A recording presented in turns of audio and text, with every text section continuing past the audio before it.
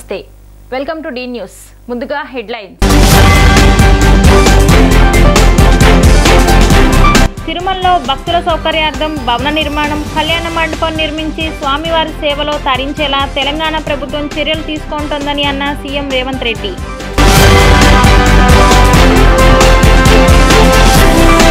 Polling రోజు మాచర్లలో 7 ఘటనలు జరిగాయన్న CEO Mukesh Kumar Meena విపక్ష ఇండియా కూటమి క్యాన్సర్ కంటే ప్రమాదకరమని అన్న ప్రధాని నరేంద్ర మోదీ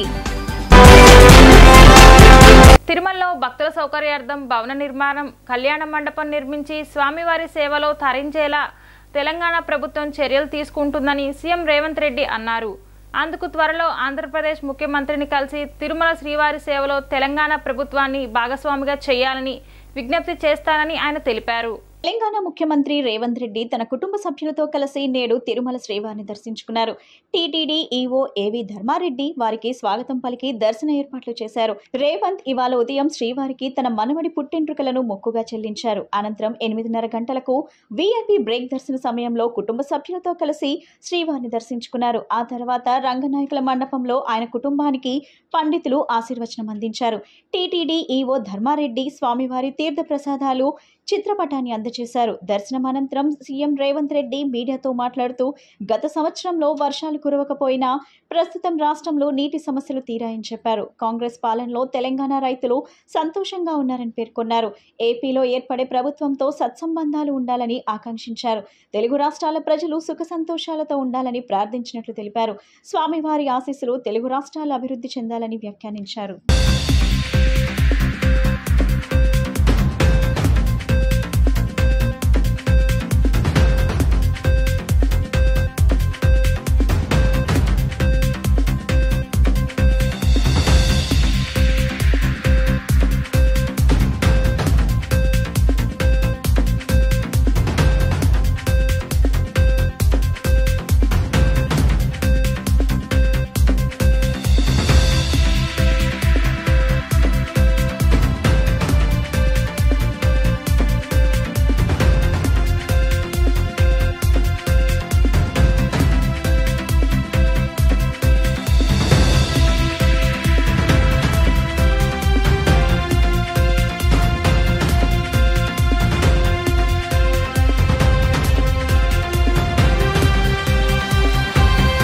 పోలింగ్ రోజు మాచర్లలో 7 ఘటనలు జరిగాయని సీఈఓ ముఖేష్ కుమార్ మీనా తెలిపారు.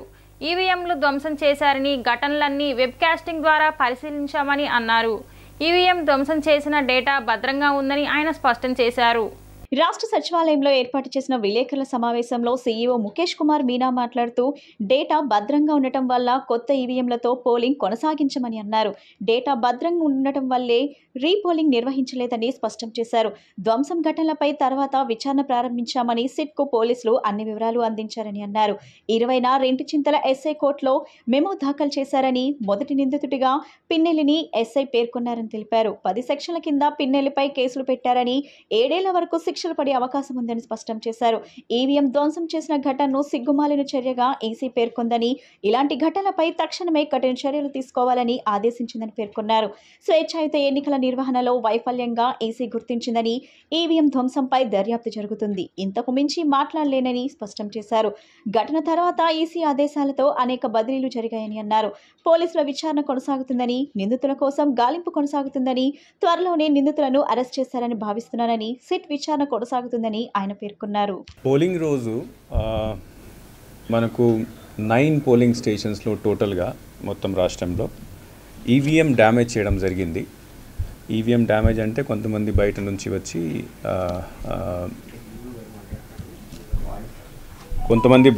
వచ్చి అక్కడ లోపల వెళ్ళి ది మిస్హ్యాండిల్ ద ఈవీఎంస్, కింద పడేశారు, కొట్టేశారు, డ్యామేజ్ చేశారు.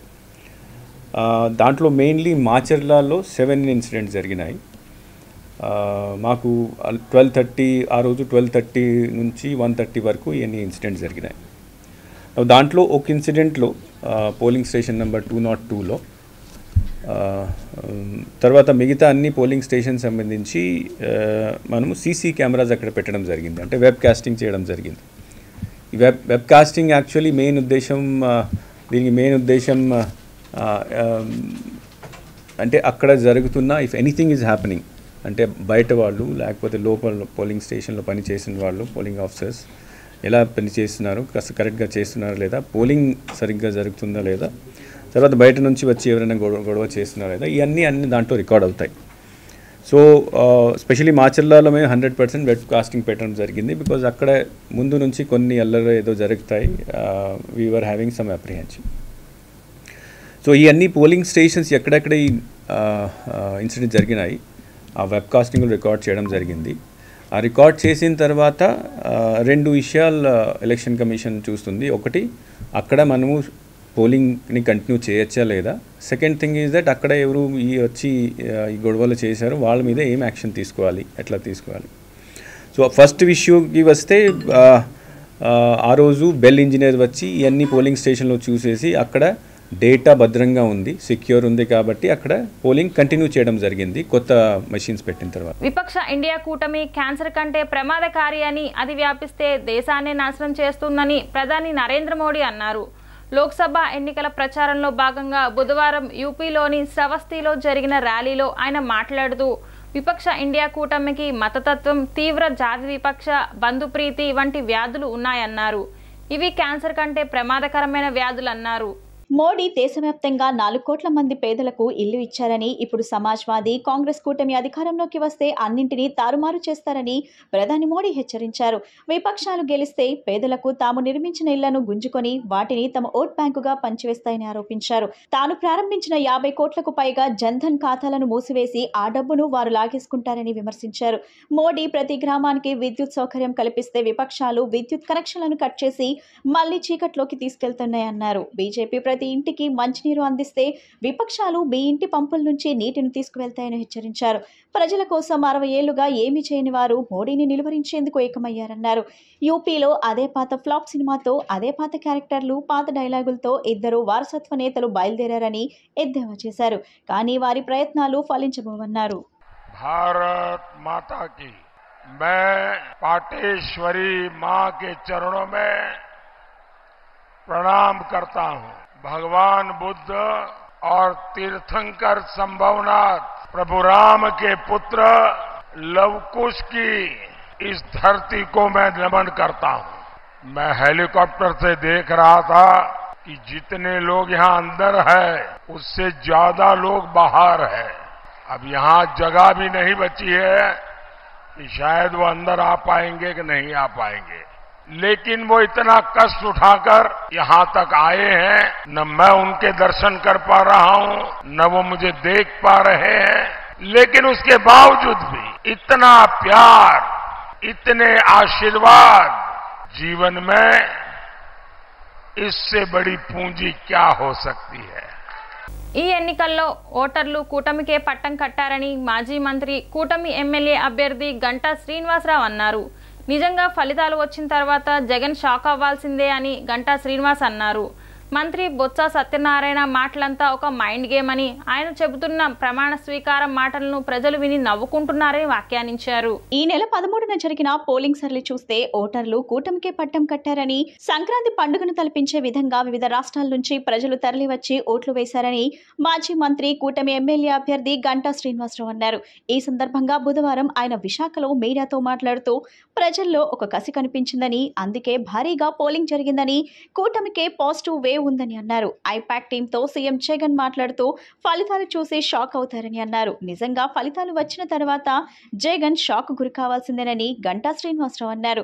మంత్రి బొత్స సత్యనారాయణ మాటలంతా ఒక మైండ్ గేమ్ అని, ఆయన చెబుతున్న ప్రమాణ స్వీకారం మాటలను ప్రజలు విని నవ్వుకుంటున్నారని గంటా శ్రీనివాసరావు వ్యాఖ్యానించారు. ఎన్నికల తర్వాత హింసకు వైసీపీయే కారణమని అన్నారు. తెనాలి వైసీపీ అభ్యర్థిపై ఓటర్ చేయి చేసుకోవడంతో పబ్లిక్ పల్స్ ఏమిటో తెలుస్తుందన్నారు. జూన్ 9వ తేదీన జగన్ కాదు చంద్రబాబు సీఎంగా ప్రమాణ స్వీకారం చేస్తారని గంటా శ్రీనివాసరావు ఆశాభావం వ్యక్తం చేశారు. ప్రజల్లో ఒక కసి, ఈ ప్రభుత్వానికి ఎట్టి పరిస్థితుల్లో కూడా బై చెప్పాలని ఒక ఆలోచన, ఒక కసి వీటన్నిటితోటి, అంతేకాకుండా మనం పోలింగ్ అయిన తర్వాత కూడా 170 కాన్స్టిట్యూన్సీలో మరి చంద్రబాబు నాయుడు గారు, పవన్ కళ్యాణ్ గారు, అలాగే ప్రొఫెసర్ గారి ఆదేశాల మేరకు మొత్తం రివ్యూలు కూడా చేసుకుంటే బూత్ వైజ్ కూడా అనాలిసిస్ ఎక్కడ చూసినా కూడా ఒక పాజిటివ్ వేవ్ కూటమికి కనిపించిన విషయం మనం చూస్తాం. అయితే దీన్ని డైవర్ట్ చేస్తూ వైసీపీ నాయకులు జగన్మోహన్ రెడ్డి గారు మొన్న 2 నెలల ముందు ఆయన పీకే టీం ఏదైతే ఐపాక్ టీం ఉందో ఐపాక్ టీంతో మాట్లాడినప్పుడు ఆయన చేసిన కామెంట్స్ కానీ ప్రజలు షాక్ అవుతారని చెప్పాడు. ప్రజలు దేశం కూడా డెఫినెట్ గా మేము కూడా అంటా ఉన్నాం. ఎందుకంటే ఖచ్చితంగా షాక్ అవుతారు. ఎందుకంటే ఆ రిజల్ట్స్ సంతోషంగా కూటమి వైపు రాబోతా ఉన్నాం. ప్రజలు దేశంతో పాటు జగన్మోహన్ రెడ్డి కూడా గ్యారెంటీగా షాక్ అవుతాడు. ఎందుకంటే ఆయన ఊహించిన విధంగా ఫలితాలు రాబోతారు. దొడ్డు రకం వడ్లను కొనుగోలు చేసేందుకు కేంద్రం సిద్ధంగా ఉందని, అలాంటప్పుడు వాటిని కొనేందుకు కాంగ్రెస్ ప్రభుత్వానికి వచ్చిన ఇబ్బంది ఏమిటి అని కేంద్ర మంత్రి బీజేపీ తెలంగాణ రాష్ట్ర అధ్యక్షుడు కిషన్ రెడ్డి అన్నారు. కాంగ్రెస్ నేతలు రుణమాఫీ చేస్తామని చెప్పి రైతులను మోసం చేస్తున్నారన్నారు. డిసెంబర్ 9న రుణమాఫీ చేస్తామని చెప్పి ఆ తర్వాత 15 ఆగస్టు అంటున్నారని మండిపడ్డారు. వడ్లకు 500 రూపాయలు బోనస్ ఇస్తామని చెప్పారని, కానీ సన్న రకం వడ్లకే అని ఇప్పుడు సన్నాయి నొక్కులు నొక్కుతున్నారని కేంద్ర మంత్రి బీజేపీ తెలంగాణ రాష్ట్ర అధ్యక్షుడు కిషన్ రెడ్డి ఆగ్రహం వ్యక్తం చేశారు. రాష్ట్రంలో 80% దొడ్డు వడ్లనే పండిస్తారన్నారు. చాలా తక్కువ మంది రైతులే సన్న రకం పండిస్తారన్నారు. కాంగ్రెస్ ప్రభుత్వం బోనస్ పేరుతో రైతులను మోసం చేసిందని ఆరోపించారు. రైతులకు ప్రభుత్వానికి కేంద్రం అన్ని రకాలుగా అండగా ఉంటుందన్నారు. రబీ సీజన్లో పెద్ద మొత్తంలో ధాన్యం సేకరించడానికి కేంద్రం ఒప్పందం కుదుర్చుకుందన్నారు. గతంలో బీఆర్ఎస్, ఇప్పుడు కాంగ్రెస్ ప్రభుత్వాలు రైతులను మోసం చేస్తున్నాయన్నారు. ధాన్యం తడిసిన కొనుగోలు కేంద్రాలకు తరలించి వారాలు గడుస్తున్నా పట్టించుకోవడం లేదన్నారు. మార్కెట్ ఏడ్ల వద్ద అన్నదాతలు పడిగాపులు కాస్తున్నారన్నారు. మంగళవారం 75,000 టన్నుల ధాన్యం మాత్రమే కొనుగోలు చేశారని, పరిస్థితి ఇలాగే ఉంటే కొనేందుకు మరో 2 నెలలు పడుతుందని ఆందోళన వ్యక్తం చేశారు. మీకు ఇచ్చేస్తుంది, ఒకవేళ ధాన్యం ఉంటే మీరు అమ్మకండి, మా ప్రభుత్వం వచ్చేంత వరకు ఆగండి, 500 బోనస్ ఇస్తామని చెప్పి ఊరూరా తిరిగినటువంటి రాహుల్ గాంధీ, రేవంత్ రెడ్డి ఈరోజు మరి ప్రజలను ఈరోజు అన్యాయానికి గురి చేస్తూ ఉన్నారు. గ్యారంటీ కార్డుతో వరి పంటకు క్వింటాల్కు 500 రూపాయలు బోనస్ అని ప్రకటించి ఈరోజు సన్న వడ్లకు మాత్రమే అని ఈరోజు సన్నాయి నొక్కులు నొక్కుతూ ఉన్నాడు. రైతులు వరి పండిస్తారు తెలంగాణలో విషయము అందరికీ తెలుసు. 80% పైగా పంట దొడ్డు వడ్లే, దొరిధాన్యమే పండిస్తారు. సన్నధాన్యం అనేటువంటిది చాలా తెలంగాణలో. రాష్ట్రంలో ఉపాధి హామీ, స్వచ్ఛ భారత్ మిషన్ అనుసంధానంలో వ్యక్తిగత మరుగుదొడ్ల నిర్మాణం పెద్ద ఎత్తున చేపట్టాలని ప్రభుత్వ ప్రధాన కార్యదర్శి జవహర్ రెడ్డి జిల్లా కలెక్టర్ను ఆదేశించారు. త్రాగునీటికి ఎటువంటి ఇబ్బందులు లేకుండా చూడాలని సూచించారు. నీరు, ఉపాధి హామీ పనులు, విద్యుత్ సరఫరా పరిస్థితులపై మంగళవారం రాష్ట్ర సచివాలయం నుండి ప్రభుత్వ ప్రధాన కార్యదర్శి కెఎస్ జవహర్ రెడ్డి జిల్లా కలెక్టర్లతో వీడియో సమావేశం నిర్వహించారు. ఈ సందర్భంగా ఆయన మాట్లాడుతూ, మహాత్మా గాంధీ జాతీయ ఉపాధి హామీ పథకం పనుల నిర్వహణకు ప్రస్తుతం మంచి అనువైన సీజన్ కావున పెద్ద ఎత్తున ఉపాధి పనుల నిర్వహణకు తగిన చర్యలు తీసుకోవాలని ఆదేశించారు. రాష్ట్రంలో 1,00,000కు పైగా వ్యక్తిగత మరుగుదొడ్లను మంజూరు చేశామని, కావున ఉపాధి హామీ, స్వచ్ఛ భారత్ మిషన్ అనుసంధానంతో వాటికి సోక్పీటను నిర్గించే విధంగా చర్యలు తీసుకోవాలని చెప్పారు. ఉపాధి హామీ పనుల్లో వాటర్ కన్వర్సేషన్ పనులకు అధిక ప్రాధాన్యతను ఇవ్వాలని ఆదేశించారు. తదుపరి తాగునీరు, విద్యుత్ సరఫరా పరిస్థితులపై సిఎస్ జవహర్ రెడ్డి కలెక్టర్లతో సమీక్షించారు.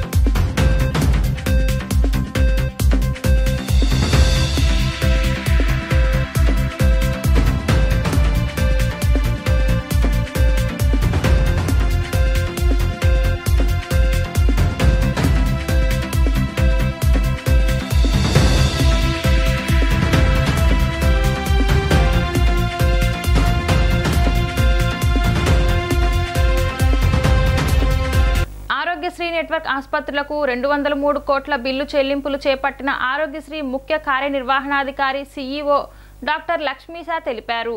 మిగతా బిల్లులు చెల్లింపులు వీలైనంత త్వరగా చేపడతామన్నారు. ఆసుపత్రుల యాజమాన్యాలు సహకరించాలని విజ్ఞప్తి చేశారు. ఈ పథకం కింద పేద మధ్యతరగతి రోగులకు ఉచిత వైద్య సేవలు అందించేందుకు ప్రాధాన్యత ఇస్తున్నట్లు తెలిపారు. పెండింగ్ బిల్లులు చెల్లింపులపై ఆరోగ్యశ్రీ ట్రస్ట్ అధికారులు, Andhra Pradesh speciality hospital association ASHA ప్రతినిధులు మధ్య చర్చలు జరుగుతున్న సంగతి తెలిసిందే. మరోవైపు రాష్ట్ర వ్యాప్తంగా ఆరోగ్యశ్రీ సేవలు యథావిధిగా కొనసాగుతున్నాయని ఆరోగ్యశ్రీ సీఈఓ లక్ష్మీసా స్పష్టం చేశారు. ఈ పథకం కింద పేద మధ్యతరగతి రోగులకు ఉచిత వైద్య సేవలు అందించేందుకు ప్రాధాన్యత ఇస్తున్నట్లు తెలిపారు. ఆంధ్రప్రదేశ్ స్పెషాలిటీ హాస్పిటల్ అసోసియేషన్ ప్రతినిధుల మధ్య చర్చలు జరుగుతున్న సంగతి తెలిసిందే. మరోవైపు రాష్ట్ర వ్యాప్తంగా ఆరోగ్యశ్రీ సేవలు యథావిధిగా కొనసాగుతున్నాయని ఆరోగ్యశ్రీ సీఈఓ లక్ష్మీసా స్పష్టం చేశారు.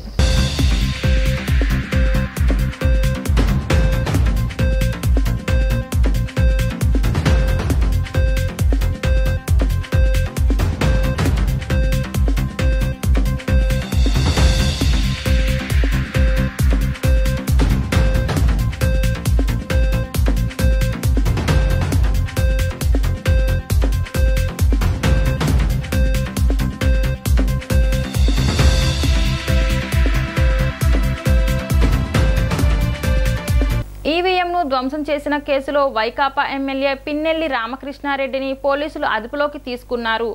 ఈవీఎంను ధ్వంసం చేసిన ఎమ్మెల్యేపై పోలీసులు వివిధ సెక్షన్ల కింద కేసులు నమోదు చేశారు. ఈవీఎంను ధ్వంసం చేసి హింసాత్మక ఘటనలకు పాల్పడిన కేసుల్లో మాచర్ల వైకాపా ఎమ్మెల్యే పిన్నెల్లి రామకృష్ణారెడ్డిని ఎట్టకేలకు పోలీసులు అరెస్ట్ చేశారు. ఏపీ పోలీసులు, తెలంగాణ స్పెషల్ టాస్క్ ఫోర్స్ పోలీసులు ముమ్మరంగా గాలించి సంగారెడ్డి జిల్లా ఇస్నాపూర్ సమీపంలోని ఓ కంపెనీ గెస్ట్ హౌస్ లో అదుపులోకి తీసుకున్నారు.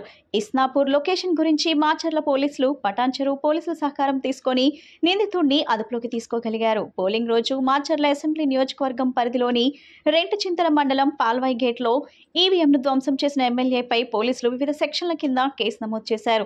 ఐపీసీ, ప్రజా ప్రాతినిధ్యం చట్టం, పీడీడీపీ చట్టాల పరిధిలో 10 సెక్షన్లతో పిన్నెల్లిపై పోలీసులు కేసు నమోదు చేశారు. ఈ నెల 20నే పిన్నెల్లిపై కేసు నమోదు చేసినట్టు పోలీసులు వెల్లడి. ఎన్నికల ఫలితాల రోజున వివిధ పార్టీల ప్రజా ప్రతినిధులు, వారి కార్యకర్తలు ఎటువంటి అవాంఛనీయ సంఘటనలు పాల్పడవద్దని తాడేపల్లి సీఐ కళ్యాణ్ రాజ్ ఉద్ఘాటించారు. ఆ రోజున బాణసంచా కాల్చిన, ర్యాలీలను నిర్వహించిన కేసులు నమోదు చేస్తామని ఆయన హెచ్చరించారు. తాడేపల్లి సీఐ కళ్యాణ్ రాజ్ ఆధ్వర్యంలో కార్టన్ సెర్చ్ ను పోలీసులు నిర్వహించారు. ఈ సందర్భంగా సీఐ కళ్యాణ్ రాజ్ మాట్లాడుతూ జూన్ 4వ తేదీ వెలువడనున్న ఎన్నికల ఫలితాల దృష్ట్యా ఉన్నతాధికారుల ఆదేశాలతో ఈ కార్టన్ సెర్చ్ నిర్వహించడం జరిగిందని తెలిపారు. పత్రాలు లేని 15 బైక్లు సీజ్ చేశామని పేర్కొన్నారు. జూన్ 4వ తేదీ ఫలితాల రోజున ప్రజాప్రతినిధులు కానీ, వారి కార్యకర్తలు కానీ ఎటువంటి అవాంఛనీయ సంఘటనలకు పాల్పడవద్దని హితవు పలికారు. ఇంట్లో ఫలితాలను చూసి శాంతి భద్రతలకు సహకరించాలని కోరారు. ఫలితాల రోజున ర్యాలీలకు, బాణసంచాకు అనుమతి లేదని స్పష్టం చేశారు. ఈ నెల 13వ తేదీన జరిగినటువంటి ఎన్నికల్లో తాడేపల్లి మండలంలో ఎన్నికలు ప్రశాంత వాతావరణంలో నిర్వహించడం జరిగింది. అలాగే జూన్ 4వ తేదీని కూడా ఏదైతే ఎన్నికల కౌంటింగ్ ఉందో ఆ సందర్భంగా కూడా తాడేపల్లి మండలంలో ఎలాంటి అవాంఛనీయ సంఘటనలు జరగకుండా అందులో భాగంగా పోలీసు ఉన్నతాధికారుల ఆదేశాల మేరకు, మా జిల్లా ఎస్పీ గారి ఆదేశాల మేరకు ఇక్కడ సీతానగరం ప్రాంతంలో గార్డెన్ సెర్చ్ నిర్వహించడం జరిగింది. ఇందులో భాగంగా సుమారు 15 వాహనాలని సీజ్ చేయడం జరిగింది. ఈ సందర్భంగా ప్రజలందరికీ, తాడేపల్లి మండలందరికీ విజ్ఞప్తి ఏంటంటే, రాష్ట్రంలో వాతావరణం చూస్తూ ఉన్నాము. కొన్ని ప్రాంతాల్లో ల్యాండ్ ఆర్డర్ భంగం కలిగి హింసాత్మక సంఘటనలు జరిగిన సందర్భం. ఈ నేపథ్యంలో రేపు జూన్ 4వ తేదీన ఏదైతే పోలింగ్ కౌంటింగ్ సందర్భంగా రిజల్ట్స్ వచ్చిన సందర్భంలో కొంతమంది నాయకులు కొన్ని గత సంఘటనలు దృష్టి పెట్టుకుని ప్రజల్ని, వాళ్ళ కార్యకర్తల్ని ఉద్రేకాలకు, రకరకాల భావోద్వేగాలకు రెచ్చగొట్టే అవకాశం ఉంది. అలాంటి వాటికి ఎవరు కూడా కార్యకర్తలు కానీ, ప్రజలు కానీ భావోద్వేగాలకు లోను కాకుండా ఏ రిజల్ట్ అయినప్పటికీ ప్రజలందరూ వారి వారి ఇళ్లలోనే కౌంటింగ్ ఫలితాలు చూసుకొని శాంతి భద్రతలు భంగం వాటిల్లకుండా పోలీసులకు, ప్రభుత్వం అందరికీ సహకరించవలసిందిగా కోరుతున్నాము. ఏదైనా విజయోత్సవ ర్యాలీలు కానీ ఇలాంటి వాటికి ఏవి కూడా పర్మిషన్ లేదు. వచ్చే నెల 19వ తారీఖు వరకు కూడా విజయోత్సవ ర్యాలీలు, ఊరేగింపులు నిర్వహించడానికి అనుమతులు లేవు. దీన్ని కూడా దృష్టిలో పెట్టుకొని మండల ప్రజలందరూ మండలంలో శాంతియుత వాతావరణానికి పోలీసు వారికి, ఎన్నికల కమిషన్ వారికి సహకరించవలసిందిగా ఈ సందర్భంగా కోరుతున్నాం. Thank you. విశాఖపట్నం లింగంపల్లి మధ్య నడిచే జన్మభూమి సూపర్ ఫాస్ట్ ఎక్స్ప్రెస్ బుధవారం సాంకేతిక సమస్యతో నిలిచిపోయింది. విశాఖ నుంచి బయలుదేరిన కాసేపటికి ట్రైన్కు అటాచ్ చేసిన ఏసీ బోగీల లింక్ తెగిపోయింది. ట్రైన్ నుంచి 2 ఏసీ బోగీలు వేరయ్యాయి. గమనించిన రైల్వే సిబ్బంది లోకో పైలట్ అప్రమత్తం చేయడంతో ట్రైన్ నిలిచిపోయింది. అనంతరం జన్మభూమి ఎక్స్ప్రెస్ను తిరిగి విశాఖ స్టేషన్కు తరలించారు. ఏసీ బోగీల లింక్ తెగిపోవడానికి కారణం గుర్తించడంతో పాటు తిరిగి వాటిని లింక్ చేసేందుకు రైల్వే సిబ్బంది ప్రయత్నిస్తున్నారు. సమస్యను పరిష్కరించాక జన్మభూమి ఎక్స్ప్రెస్ తిరిగి బయలుదేరుతోందని రైల్వే సిబ్బంది అనౌన్స్ చేశారు.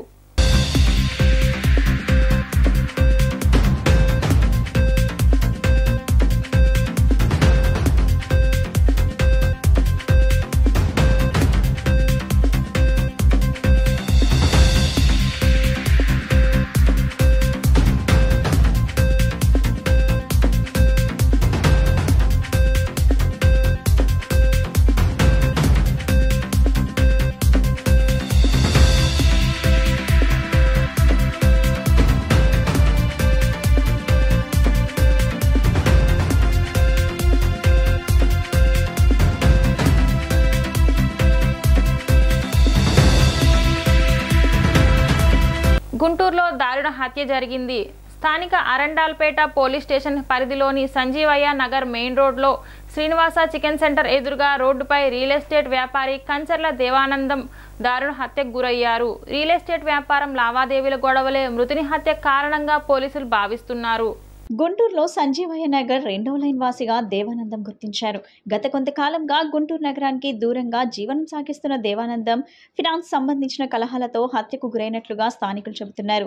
సమాచారం అందుకున్న అరండల్పేట పోలీసులు సంఘటనా స్థలానికి చేరుకుని మృతదేహాన్ని శవ పంచనామా నిమిత్తం గుంటూరు ప్రభుత్వ వైద్యశాలకు తరలించారు. కాగా పోలీసుల విచారణలో మరిన్ని వివరాలు తెలియాల్సి ఉంది.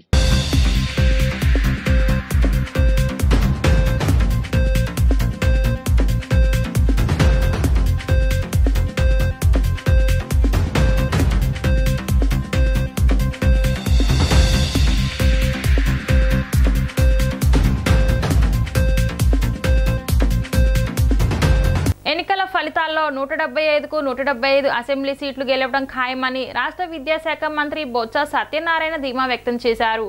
ప్రజా సంక్షేమం పథకాలు అమలు, అభివృద్ధి, విద్య, వైద్యం వీటితో పాటు పలు సంస్కరణలు కారణంగానే ప్రజలు తరలివచ్చి ఓట్ల రూపంలో తమ ప్రభుత్వాన్ని ఆశీర్వదించినట్లు మంత్రి పేర్కొన్నారు. ఎన్ని కూటములు ఏకమైన సీఎం జగన్ ఓడించడం సాధ్యం కాదని తెలిపారు. సంక్షేమం జరిగితేనే ఓటు వేయండి అని ప్రజలను ధైర్యంగా అడిగిన ఈ దేశంలో ఏకైక సీఎం వైఎస్ జగన్ మాత్రమేనని రాష్ట్ర విద్యాశాఖ మంత్రి బొత్స సత్యనారాయణ తెలిపారు. ఎన్నికల మేనిఫెస్టోలో పెట్టిన అన్ని పథకాలను అమలు చేసేందుకు రెండోసారి జగన్ సీఎం కావడం తథ్యమన్నారు. విపక్ష పార్టీలు వారు మేనిఫెస్టోను ప్రజల వద్దకు తీసుకువెళ్లడంలో కూడా విఫలం చెందారన్నారు. ప్రతి గ్రామానికి వెళ్లి క్షేత్రస్థాయిలో పరిశీలించి తర్వాత విమర్శలు చేస్తే బాగుంటుందని ఆయన అభిప్రాయం వ్యక్తం చేశారు. ఎన్నికల తర్వాత రాష్ట్రంలో జరిగిన దురదృష్టకరమైన సంఘటనలను తన రాజకీయ జీవితంలో ఎప్పుడూ చూడలేదన్నారు. ఎన్నికల్లో పోటీ చేసిన అగ్రనేతలందరూ వివిధ కారణాల వలన విదేశాల్లో ఉన్నారని అన్ని పార్టీలకు చెందిన కార్యకర్తలు సమన్వయం పాటించాలన్నారు. ఎన్నికల తర్వాత జరిగిన భౌతిక దాడులకు తాను వ్యతిరేకమన్నారు. ఎన్నికల్లో మేనిఫెస్టోలు వచ్చి అన్ని పార్టీలు మేనిఫెస్టోలు ఇచ్చాయి. అవి చూసి ప్రజలు ఓట్లేస్తారు. బాక్సుల్లో ఉన్నాయి. ఎవరు ధీమాలు మాట్లాడుతున్నారు. వైసీపీ పార్టీ అయితే తప్పకుండా అధికారంలోకి వస్తుంది. 175 వస్తుంది. 9వ తారీఖుని విశాఖపట్నంలో ప్రమాణ స్వీకారం అని చెప్పని మోతాను కూడా చెప్పడం కూడా మా పార్టీ తరఫున పార్టీ వ్యక్తిగా ఆ విషయం కూడా మేము చెప్పాం. అలాగే మిగతా పార్టీలు కూడా వారి ఆలోచనని వారి అభిప్రాయాన్ని వారు పత్రికాముఖంగా చెప్పుకున్నారు. సోషల్ మీడియా ద్వారా వాళ్ళకున్న ఇంకో ఛానల్ ద్వారా కూడా వాళ్ళు మాట్లాడడం జరిగింది. నేను రోజున ఒక పత్రికలో బహుశా ఆంధ్రజ్యోతి అనుకుంటా ఎడ్యుకేషన్ డిపార్ట్మెంట్ మీద మళ్ళీ రాశారు. ఈ రాష్ట్రంలో విద్యా విధానం బాగులేదంటే మరి మన ఎన్నికల మేనిఫెస్టోలో మేము పెట్టాం కదా ఏమని ఏదైతే జరుగుతున్న ప్రోగ్రామ్స్ ఏవైతున్నాయో విద్యలో కానీ వైద్యంలో కానీ రిఫార్మ్స్ ఏవైతే జరుగుతున్నాయో అవన్నీ మేము కొనసాగిస్తాం, ఇంకా ఇంప్లిమెంట్ చేస్తామని మేము పెట్టాం. మరి ఎన్నికల మేనిఫెస్టోలని మరి ప్రతిపక్ష పార్టీలు ఎందుకు పెట్టలేదు, కూటమి ఎందుకు పెట్టలేదు? విధానాలు బాగులేనప్పుడు, ఈ విధానంలో డొంతం ఉన్నప్పుడు, ఈ విధానం వల్ల ప్రజలు నష్టపోతున్నప్పుడు దాన్ని మరి ఫ్లాగ్ చేసి చెప్పాలి కదా. మరి ఎందుకు చెప్పలేదు? చెప్పకంటే ఎన్నికలు అయిపోయి 3 రోజుల తర్వాత అయ్యగారు తెలిపిన తర్వాత అరుస్తున్నట్టు ఉంది. అంతా చూస్తే దానితో లెక్కలు ఇచ్చారు. నేను మీకు కూడా షేర్ చేస్తాను ఆ లెక్కలన్నీ కూడా. ఏది 2018 నుంచి 19 నుంచి ఎంతమంది స్టూడెంట్స్ ఉన్నారు ప్రభుత్వంలో, ఇప్పుడు ఎంతమంది స్టూడెంట్స్ ఉన్నారు, సుమారు 4 లక్షల మంది తగ్గిపోయారని ఇచ్చారు. అది వాస్తవం కాదు, అది వాస్తవ విరుద్ధం, అబద్ధం. యాక్చువల్గా ఇవాళ కమింగ్ 25 రేపు జూన్లో క్లాసెస్ స్టార్ట్ అవుతాయి కాబట్టి ఫస్ట్ స్టాండర్డ్ అది తీస్తూ ఇప్పుడున్నవారు 1 to 10th 38,61,199 మంది ఉన్నారు. పత్రికలో ఏమని వాళ్ళు పబ్లిష్ చేశారు, 35,69,506 అని పెట్టారు. అంటే సుమారు దగ్గర 3 లక్షల మంది పిల్లలు తక్కువ ఉన్నారనేది వాస్తవ విరుద్ధమైన ఇచ్చి ఇదంతా కూడా విద్యావిధానంలో లోపాలను పెట్టారు. భారతీయ వాతావరణ శాఖ ముఖ్యమైన అప్డేట్ ఇచ్చింది. నైరుతి రుతుపవనాలు కేరళ తీరాన్ని మే 31వ తేదీ వరకు చేరే అవకాశాలు ఉన్నట్లు ఐఎండీ పేర్కొంది. 4 రోజుల ముందు కానీ లేక ఆలస్యం కానీ నైరుతి రుతుపవనాలు కేరళలోకి ఎంటర్ అయ్యే అవకాశాలు ఉన్నట్లు ఐఎండీ వెల్లడించింది. జూన్ నెలలో వర్షాలు విస్తారంగా కురిసే ఛాన్స్ ఉన్నట్టు ఐఎండీ తెలిపింది. మరోవైపు పశ్చిమ రాష్ట్రాలకు హీట్ వేవ్ వార్నింగ్ ఇచ్చింది. మధ్యప్రదేశ్, రాజస్థాన్, ఢిల్లీ, పంజాబ్, యూపీ రాష్ట్రాల్లో తీవ్రమైన ఎండలు ఉన్నట్లు పేర్కొన్నది. కొన్ని రాష్ట్రాలకు ఆరెంజ్ అలర్ట్ జారీ చేశారు. ఈ రాష్ట్రాల్లో తీవ్రమైన వడగాలులు ఉన్నాయి. ప్రస్తుతం కేరళలోని కొన్ని ప్రాంతాల్లో వర్షాలు కురుస్తున్నాయి. ఇవాళ పలు ప్రాంతాల్లో భారీ వర్షం కురిసే అవకాశం ఉన్నట్లు ఐఎండీ తెలిపింది. తిరువనంతపురంలో మంగళవారం రాత్రి నుంచి వర్షం కురుస్తుంది. తిరువనంతపురంతో పాటు మరికొన్ని ప్రాంతాల్లో ఏకధాటిగా వర్షం పడుతూనే ఉంది. పాతనమిట్ట, ఇడుక్కి జిల్లాలో రెడ్ అలర్ట్ జారీ చేశారు. మరో 8 జిల్లాల్లో ఆరెంజ్ అలర్ట్ ఇచ్చారు. ప్రస్తుతం కేరళ తీరం వెంట ఫిషింగ్ బ్యాన్ చేశారు.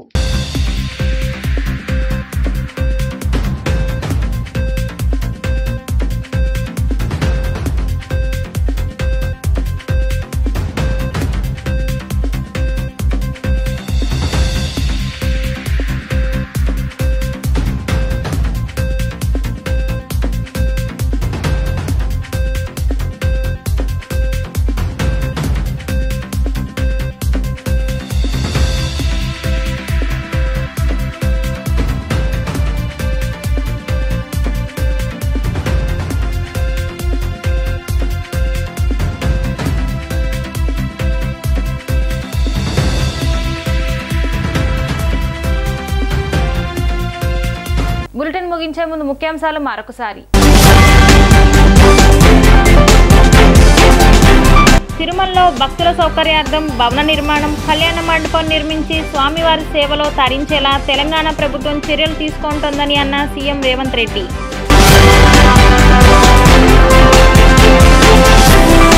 పోలింగ్ రోజు మాచర్లలో 7 ఘటనలు జరిగాయన్న సీఈఓ ముఖేష్ కుమార్ మీనా. విపక్ష ఇండియా కూటమి క్యాన్సర్ కంటే ప్రమాదకరమని అన్న ప్రధాని నరేంద్ర మోదీ. డి న్యూస్కి సమాప్తం. మళ్ళీ నెక్స్ట్ బులెటిన్లో కలుద్దాం.